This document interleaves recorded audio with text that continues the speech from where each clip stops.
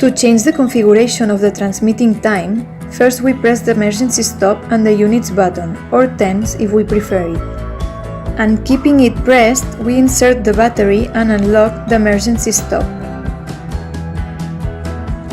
Quickly, I stop pressing the units button and press it back again. It's right at this moment that the LEDs will flash indicating the time that has been programmed.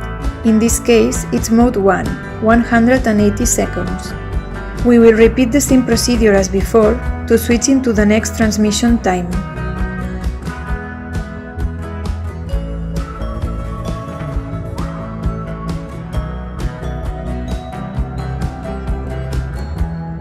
Now, the LEDs will flash indicating the next time that has been programmed. In this case, it's mode 2, 330 seconds.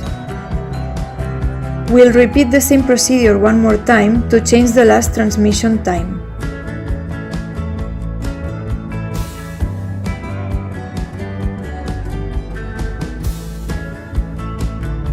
Now, the LEDs will flash indicating the next time that has been programmed. In this case, it's mode 3, continuous transmission. Thank you so much for watching this video.